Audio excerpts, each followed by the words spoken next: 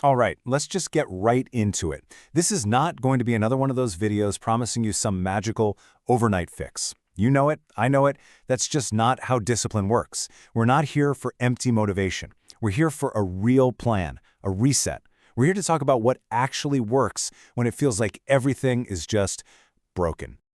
You know this feeling, right? It's like you're stuck in mud. That project you were gonna start, yeah, it's still sitting on last week's to-do list, just kind of staring at you. That new habit you were so excited about, it lasted what, 3 days? You feel like you're just spinning your wheels, burning all this energy in a fight with yourself just to do the basics. It's absolutely exhausting. And it starts whispering this really dangerous idea in your ear. Maybe I'm the one who's broken. And this is the cycle, isn't it? A big wave of motivation hits you, you map out this perfect plan. Monday, you are an absolute machine. Tuesday, you're still doing okay, you're coasting. But by Thursday, that energy is gone.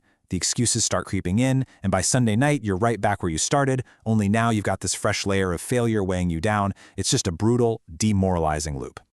And look, you're not alone in this, not even close. Think about the insane energy of New Year's resolutions. I mean, the whole world is hyped. And still, the average person quits by January 13th. That isn't a personal failure, that's a statistic. It tells us there's a predictable pattern here, and it comes from a completely broken approach. So I really want you to consider this for a second.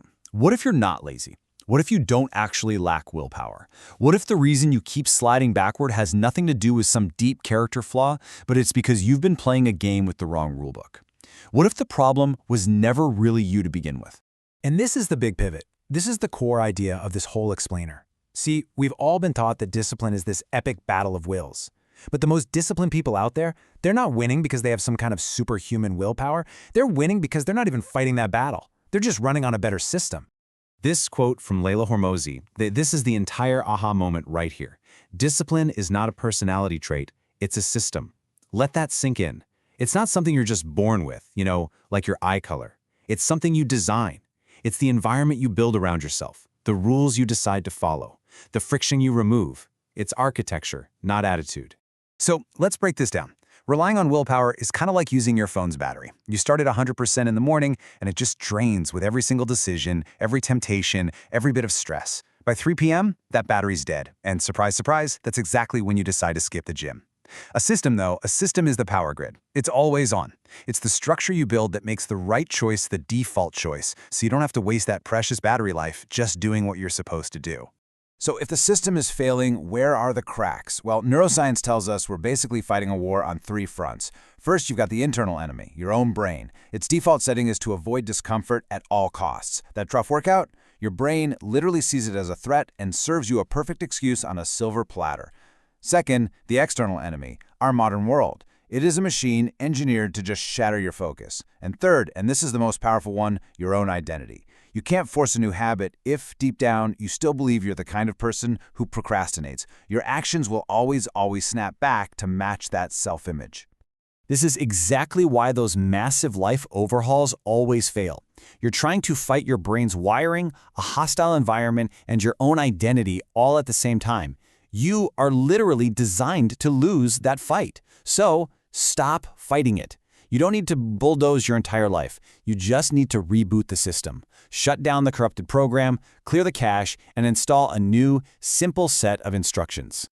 Okay, so let's get practical. This is the 7-day system reset. Now, the goal here is not to become some perfect, disciplined machine in 1 week. That's totally unrealistic. The real goal is to stop the negative momentum, to prove to yourself that you are actually in control, and to set a new direction. Think of it as a course correction, not the finish line. So here's the 4-step process. First, days 1 and 2 are all about decluttering. You can't build on a chaotic foundation, so we clear the noise, both in your physical space and in your head. Next up, days 3 and 4, start small. We are not trying to build a skyscraper here. We're just laying a single, perfect brick. One tiny, non-negotiable win to start building momentum.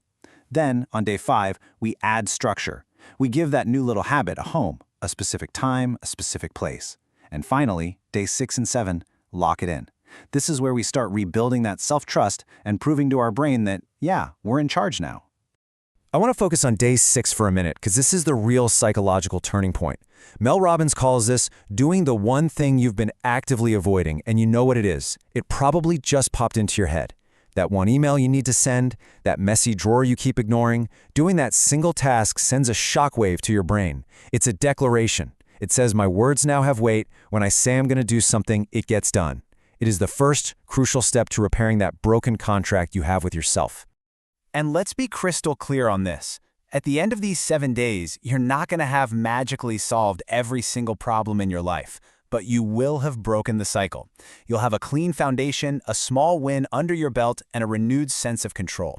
You'll be pointing in a new, more intentional direction. And trust me, direction is so much more important than speed. So what happens after day 7? Where do you go from here? Well, you've set a new direction. You've rebooted the system. And moving forward, it means you stop operating on willpower, and you start operating on design.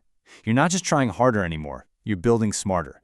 This is honestly the perfect metaphor. Your old approach was like running on corrupted software. You know, they say by age 35, we're basically just a set of memorized programs.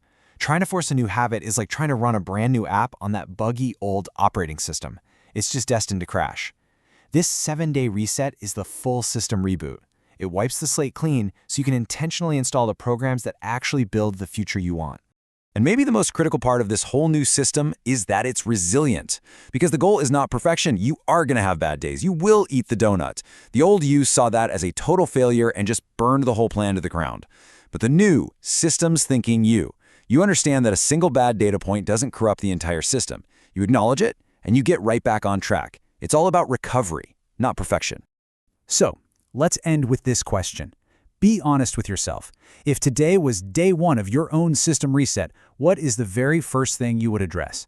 Not the biggest thing, not the most impressive thing, but that one small, foundational piece that's causing the most chaos right now. That's your starting point. That's where the reboot begins.